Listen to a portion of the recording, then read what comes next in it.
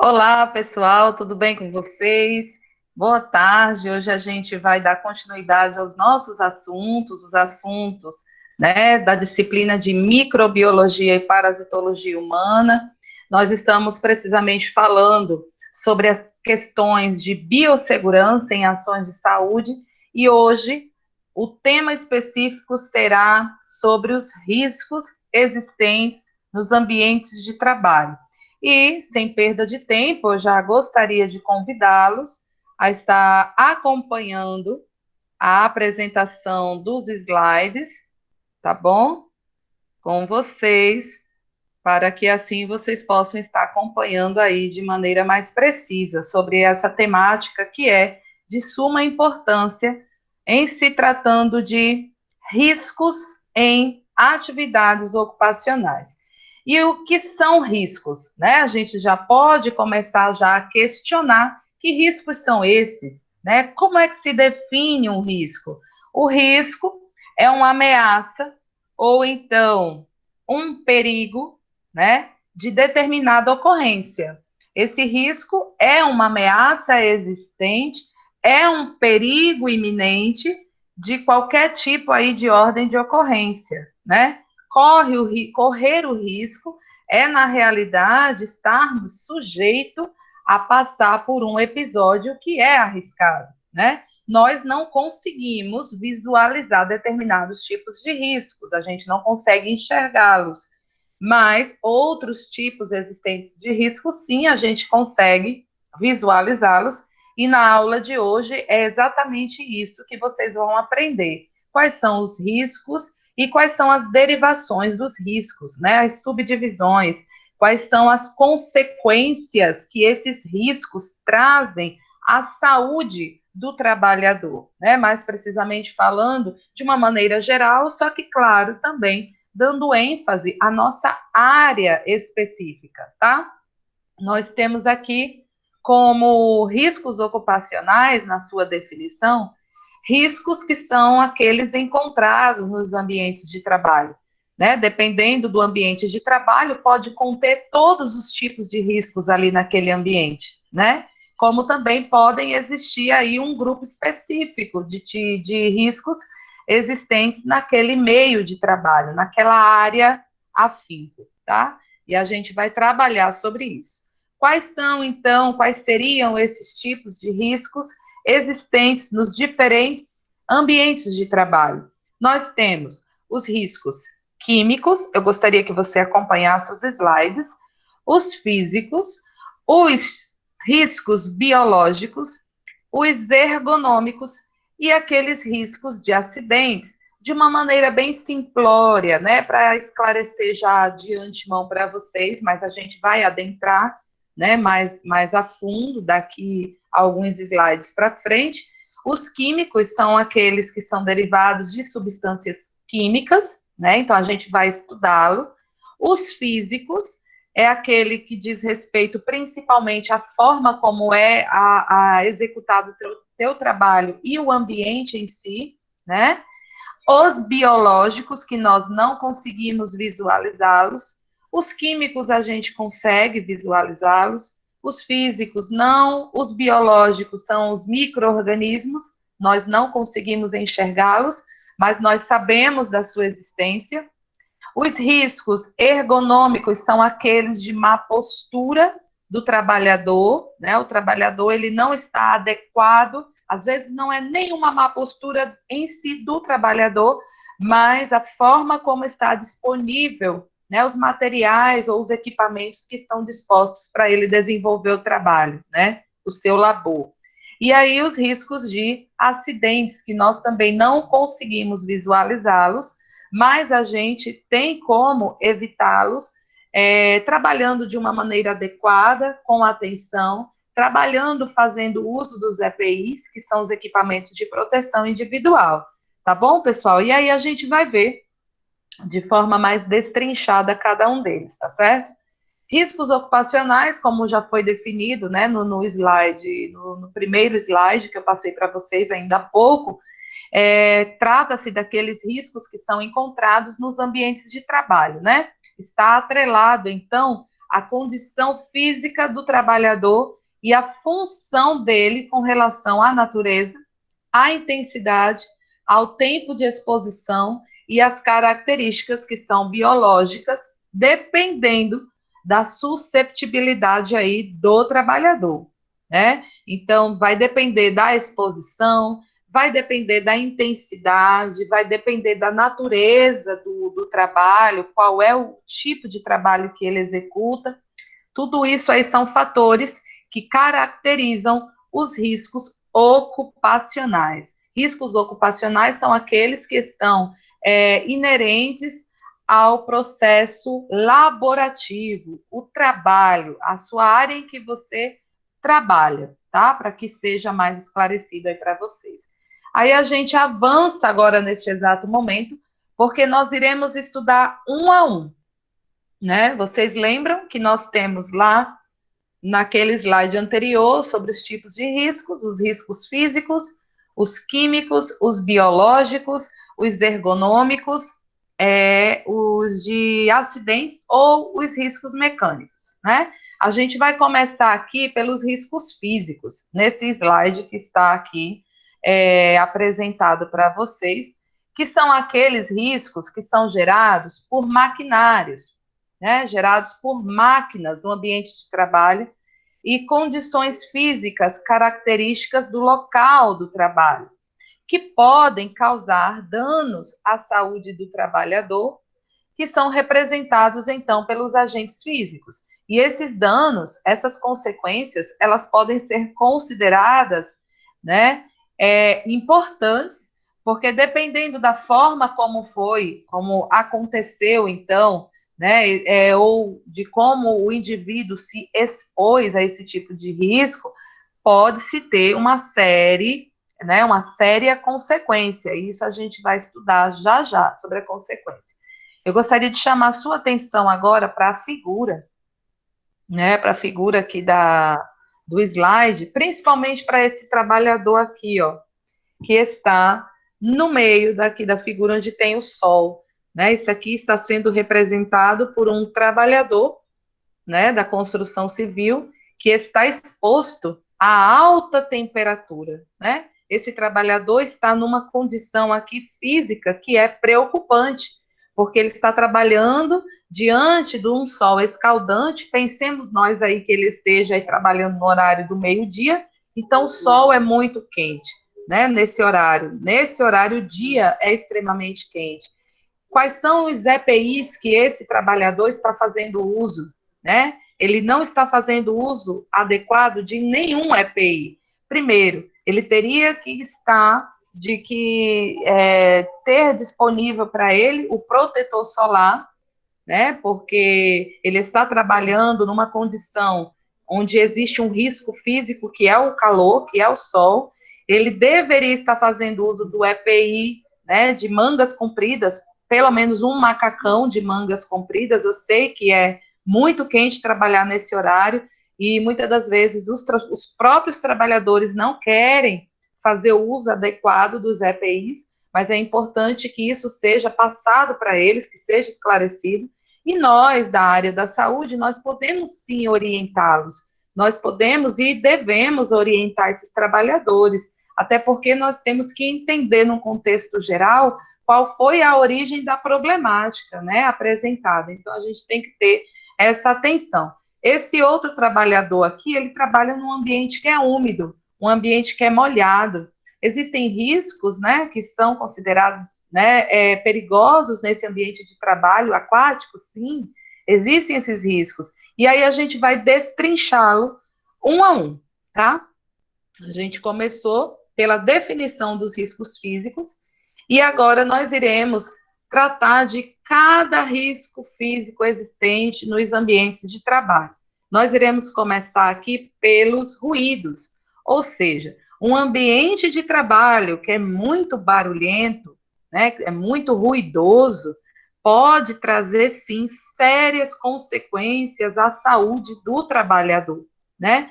Aqui nessa figura eu trouxe de propósito uma criança, claro que a criança não é um trabalhador, mas eu trouxe para que vocês possam ver a forma como incomoda, né? Os ruídos que são muito intensos, barulho demais incomoda e faz mal, gente, né? Então, como consequências, temos aqui, né, o cansaço. Isso é um cansaço corpóreo muito grande por causa do estresse que o ruído e que o barulho origina no nosso corpo, no nosso organismo.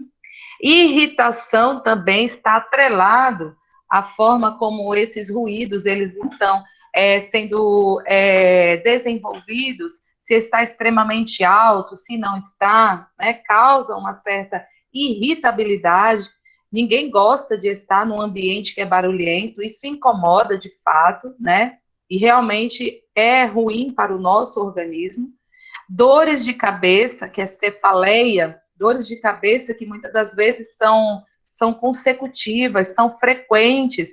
Muitas das vezes também o indivíduo faz uso, né, de um analgésico para ver se essa dor some, essa dor de cabeça vai embora, se passa. E você começa agora a perceber que essa dor de cabeça, ela não passa, e aí tem que ser investigado se não é o ambiente do teu trabalho, que é barulhento, que está desenvolvendo essa consequência no teu organismo, no teu corpo, né? Diminuição da audição. Isso aqui é um dos principais sinais e sintomas de um indivíduo que está exposto aos ruídos, ruídos que são intensificados, né, a exposição contínua, porque primeiro começa-se com uma diminuição da acuidade auditiva, para depois surgir, então, uma perda, né, uma perda da audição, que nós temos aí como característica a PAI, que é a perda auditiva, ou seja, a perda da audição induzida pelo ruído, né? Então a gente tem que ter cuidado, porque um ambiente muito ruidoso pode levar sim à diminuição da audição até uma perda total. E geralmente essa perda total da audição ela é bilateral. Ela não acontece apenas em um dos nossos ouvidos. Ela acontece de forma bilateral, só que ela é progressiva. Claro que nos primeiros anos de trabalho, né, onde você está ali inserido, você não vai desenvolver essa perda total de forma imediata. É com o passar do tempo, tá? Que você vai começar a perceber que houve uma perda. Você vai começar a perceber, primeiro, uma diminuição da audição, para depois seguir aí a uma perda total, né? Aumento da pressão arterial também é um dos sinais e sintomas como consequência da exposição do trabalhador aos ruídos, ao barulho, porque automaticamente quando o nosso corpo ele se expõe a barulhos que são muito intensos, ruídos intensos, nós sem querer o nosso corpo ele reage através desse processo de irritabilidade e esse estresse ele vai gerar uma aceleração dos batimentos cardíacos, que é a taquicardia, né? A frequência cardíaca fica tão aumentada que faz aí o aumento da pressão arterial, né? Muitas das vezes, principalmente quando o trabalhador que está exposto, ele já tem uma certa susceptibilidade para desenvolver essa pressão arterial, ou ele até mesmo já é um hipertenso, e quando diante, né, do seu labor, que é constante, frequente ali aos ruídos, essa pressão arterial ela só vai tender a aumentar cada vez mais, tá?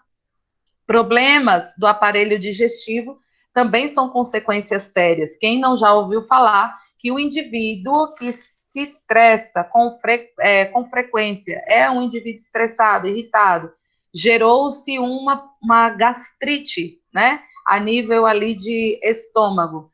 Eu tenho certeza que vocês já ouviram falar também pessoas que quando estão nervosas sentem dores no estômago. E isso é normal, isso acontece de fato, né? Porque começa-se a ser produzido aí o suco gástrico, né? O aumento do ácido clorídrico, e isso faz com que atinja a mucosa então do estômago, provocando a gastrite, né? E quando acontece a taquicardia, que é o aumento dos batimentos cardíacos, se o indivíduo tiver uma predisposição para desenvolver um infarto, ele pode vir assim a infartar no ambiente de trabalho por causa desse ruído constante, dessa exposição constante. Chega um momento que acontece o boom, né, da problemática, e aí esse indivíduo agora ele deverá ser afastado do seu ambiente de trabalho para poder se tratar. Então, melhor é que nós façamos, que nós orientemos de forma correta esses trabalhadores. Vale dizer que também vale para nós profissionais da área da saúde, exemplo, uma UTI, né, uma unidade de terapia intensiva ou de tratamento intensivo.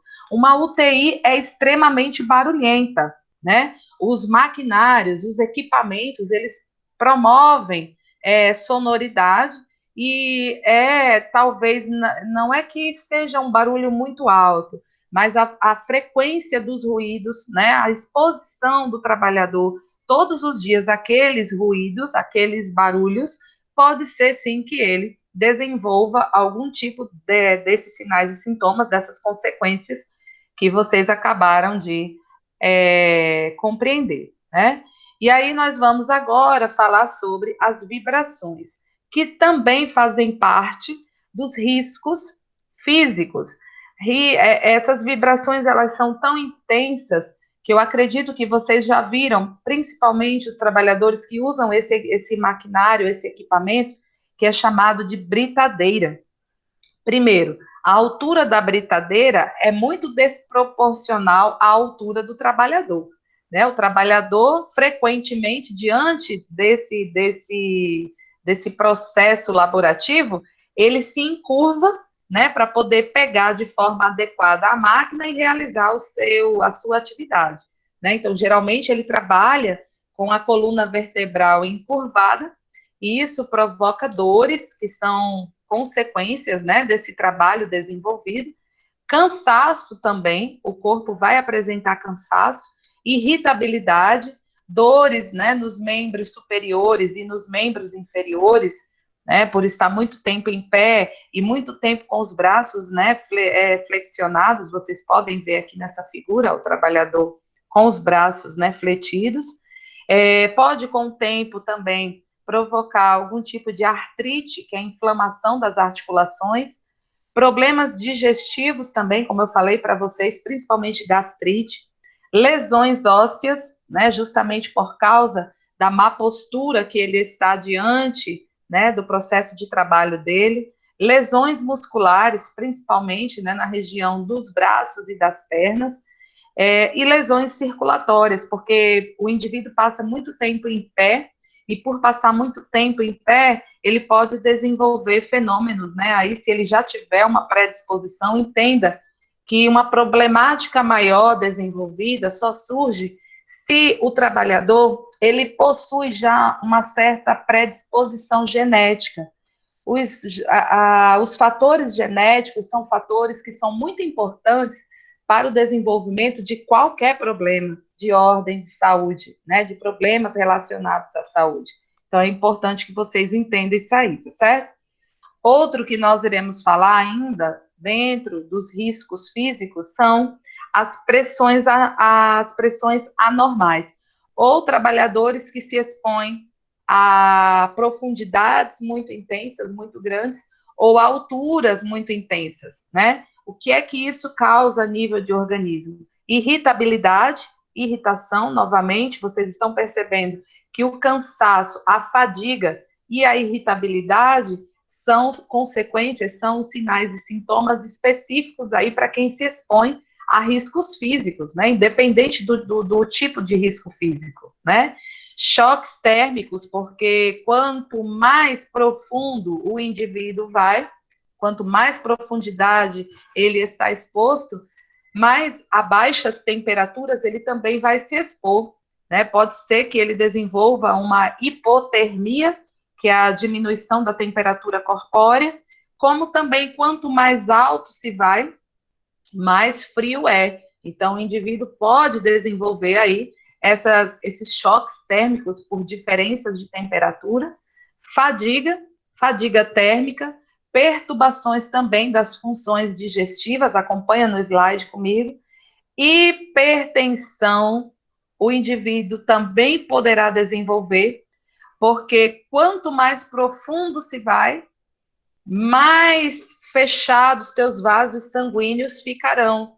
Então, quanto mais fundo ou quanto mais alto você vai, estou falando de altura e de profundidade, isso pode influenciar de forma muito intensa no que diz respeito à luz dos vasos sanguíneos, tanto de veias quanto de capilares, quanto também de artérias. E quanto mais a luz se fecha, mais intenso será esse fluxo por dentro da luz do vaso. E quanto mais intenso fica, mais fechadinho fica o vaso, mais alto fica, ou seja, mais alta fica desenvolve a tua pressão arterial. Porque o que é uma pressão arterial? É a pressão que o sangue exerce sobre a parede dos vasos, né? A parede interna, dentro da luz do vaso. Quando essa luz se fecha, o sangue ele vai ter um atrito muito mais forte com a parede do vaso.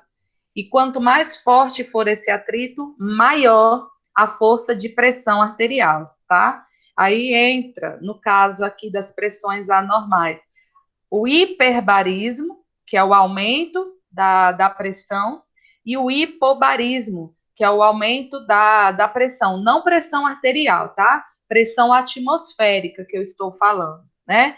Quanto mais alto, né, você vai aqui embaixo, ó, quanto mais alto você vai, quanto mais alto você for numa montanha, mais baixo vai ser a pressão exercida lá em cima, né, que é o hipobarismo.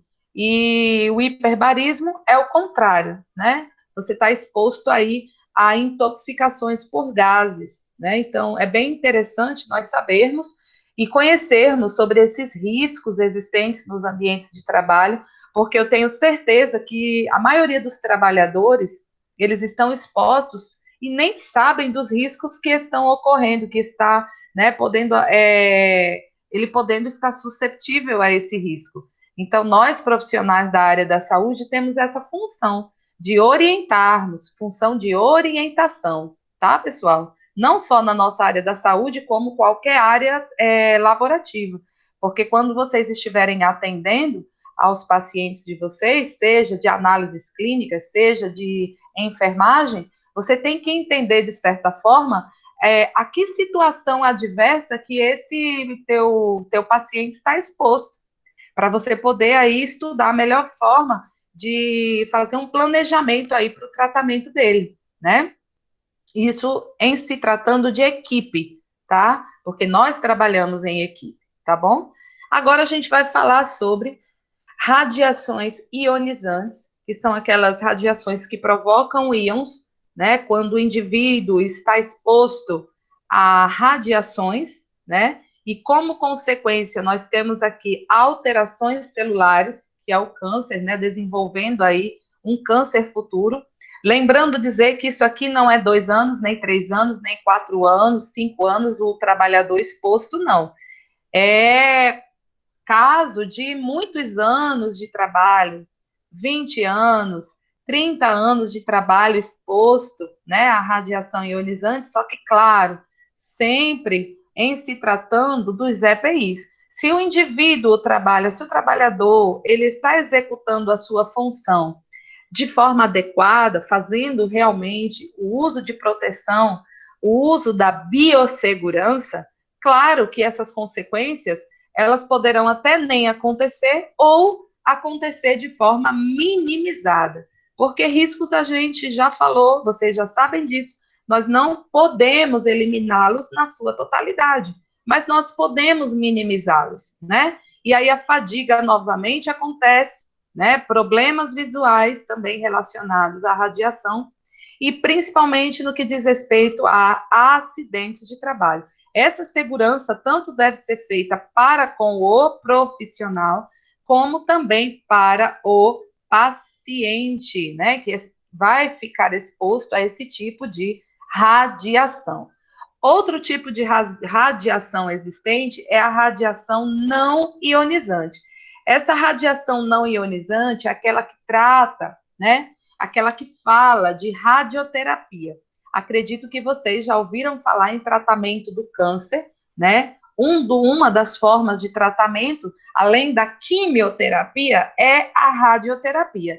E a radioterapia é nada mais, nada menos que o paciente sofrendo a ação da radiação para diminuir o crescimento celular, né, que é de forma maligna no organismo, né? E como consequência, essas radiações não ionizantes, elas provocam queimaduras pelo corpo, principalmente o local que foi tratado, o local onde existe ali a presença do tumor maligno que precisa ser tratado, né? Então, o indivíduo sofre queimaduras. Agora, claro, existe todo um pós-cuidado, existe um cuidado antes com a pele que deve ser realizada, né? Mas elas sempre surgirão, né? Sempre vão surgir quando o indivíduo passa por um tratamento de radioterapia. Outro também, como igual lá na radiação ionizante, tem-se também lesões oculares, lesões, né, nos olhos, principalmente a nível de retina, né? Pode ser também que ela seja aí atingida, lesionada. Por isso que tem-se todo um cuidado geral, tanto para com o profissional como também para o paciente. Cuidados relacionados à pele, porque pode haver consequências na pele e em outros órgãos, tá?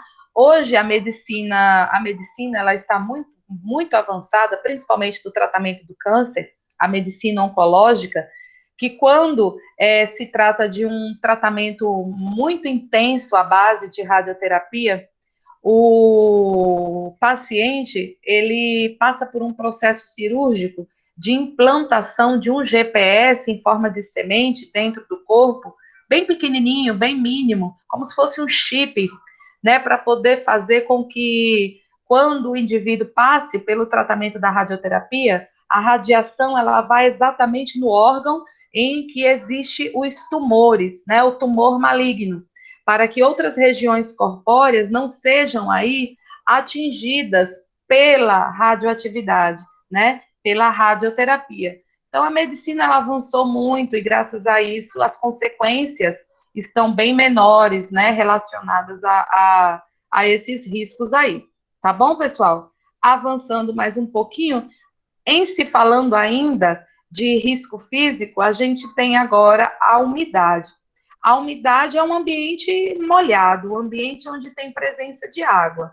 E como consequência para o nosso corpo, pode se apresentar doenças do aparelho respiratório, né? O indivíduo está suscetível aí a adquirir uma pneumonia, ele pode estar suscetível também a adquirir processos infecciosos, né? Falando sobre respiração, até porque se ele já tem uma predisponibilidade, ele vai desenvolver se ele não fizer o uso dos EPIs adequado, né? Então, é necessário que siga-se, né, esse protocolo aí de proteção para que ele venha a executar a sua atividade de forma segura. Risco, né, de quedas aí por causa da umidade, doenças de pele, principalmente de ordem fúngica, por causa dos fungos. Tudo que o fungo precisa, vocês já sabem. O que é? Um ambiente úmido. Úmido para ele poder se proliferar, para ele poder se multiplicar, né? E tem-se também doenças circulatórias aí. Automaticamente, quando o sistema respiratório ele é atingido por um determinado problema, o sistema cardiovascular também vai responder. Lembra que eu falei com vocês que quando acontece uma parada respiratória, automaticamente em seguida o coração ele para também, né? E o inverso às vezes demora a acontecer e às vezes nem acontece. Por exemplo, às vezes o indivíduo entra numa parada cardíaca, né? E nessa parada cardíaca pode ser que ele não desenvolva uma parada respiratória, né? Então, aí a gente sabe que o pulmão é o que influencia em tudo, porque é no pulmão que acontece a troca gasosa. E se o pulmão ele não está desenvolvendo a sua troca gasosa de forma adequada, automaticamente todo o corpo vai entrar em colapso. Tá bom, pessoal? Vamos falar agora de frio. Em se tratando de frio, logo em seguida a gente vai falar sobre o calor, né? O que é que o frio traz como consequência para o corpo? O que é que o calor desenvolve como consequência a nível de corpo, né? Vamos para lá? Vamos entender aqui? Como consequências, um ambiente muito frio, o que é que pode desenvolver? Primeiro, vou começar de baixo para cima aqui, ó. Vou começar diferente. Queimaduras, né? O frio queima também, assim como altas temperaturas também pode desenvolver queimaduras pelo organismo. Então, altas temperaturas e baixas temperaturas também podem desenvolver queimaduras pelo corpo, né? Então, ele tem que fazer o uso adequado do EPI. O EPI no ambiente frio, um ambiente altamente frio, como uma câmara, né, frigorífera, é a questão do uso de um agasalho bastante reforçado e quente para manter a temperatura corpórea do indivíduo de forma positiva, de forma adequada, né? E também não expor, né, partes do corpo, porque ele corre o risco aí de desenvolver uma queimadura, né? Fenômenos vasculares periféricos também pode acontecer do tipo que vasoconstricção, né? O frio desenvolve vasoconstricção no nosso corpo, fechando os nossos vasos sanguíneos. Quer ver um exemplo? Quando nós sofremos uma cirurgia de boca, né, a gente vai fazer uma extração dentária, e aí é necessário nós suturarmos, né, passarmos pela sutura a nível de gengiva, a primeira orientação que o dentista vai nos falar, vai nos fazer, é, que a gente tome sorvete, chupe um picolé, né? Que a temperatura é bem fria, para fazer a vasoconstricção e evitar hemorragia. Então, de certa forma, o que é frio causa vasoconstricção, fecha os vasos sanguíneos, tá bom? E o calor faz o inverso, né? O calor ele faz o inverso. Ele faz a vasodilatação. O frio ele vai fazer a vasoconstricção, que é o fechamento dos vasos sanguíneos, né? Capilares, veias, artérias, e o calor vai fazer o contrário, vai fazer a vasodilatação, vai abrir muito mais esse vaso sanguíneo e aí vai ocorrer então o risco aí de hemorragia, né? Além disso, o calor também pode desenvolver taquicardia, pode perceber quando você está num ambiente muito quente.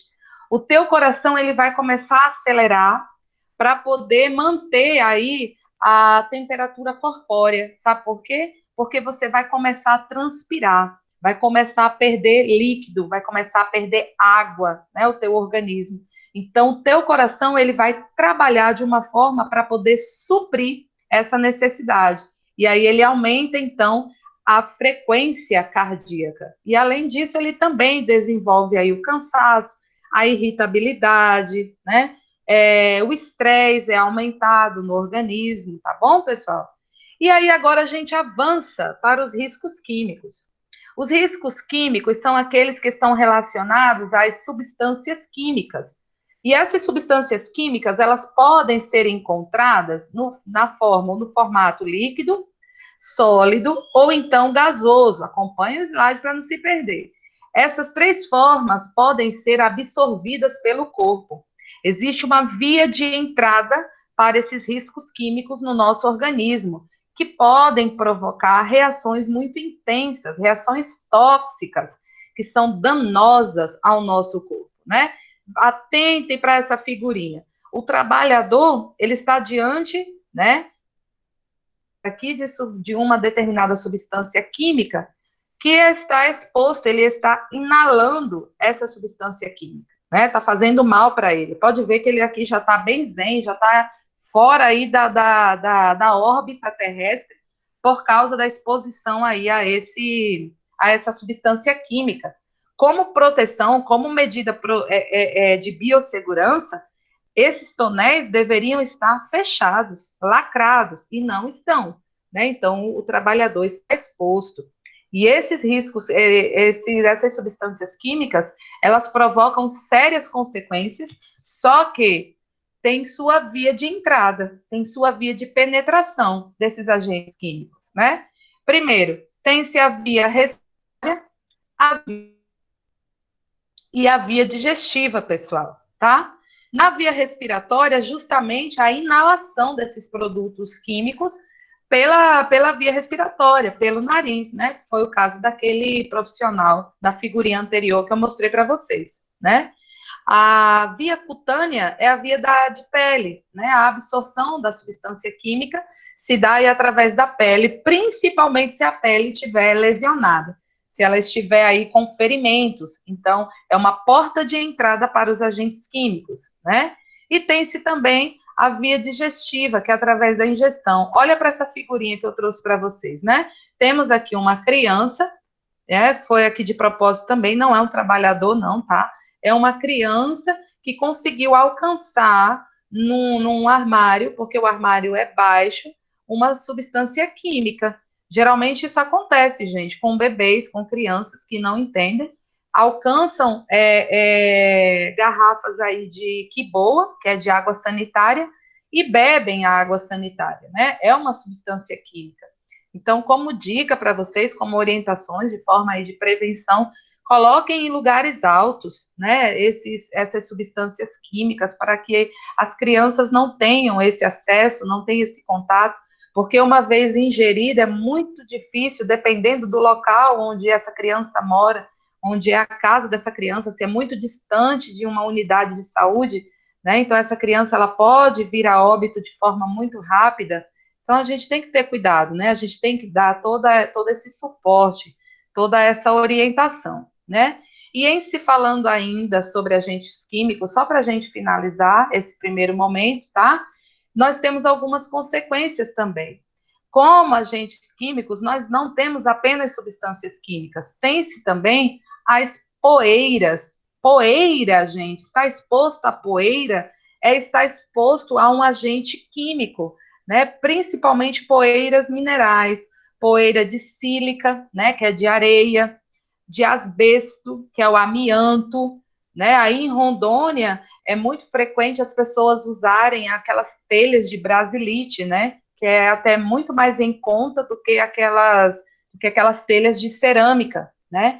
Aquelas telhas de brasilite, elas hoje têm uma quantidade muito baixa de amianto, mas o amianto é cancerígeno, é desenvolvedor de câncer no nosso organismo.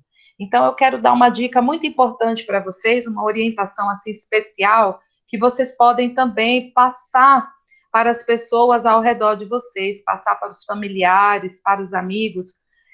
Uma forma de conter a poeira do amianto, porque quando acontece uma rachadura, né, em uma determinada telha, esse pozinho do amianto, que é um pó branco, é um pó químico, é cancerígeno, ele entra em contato conosco.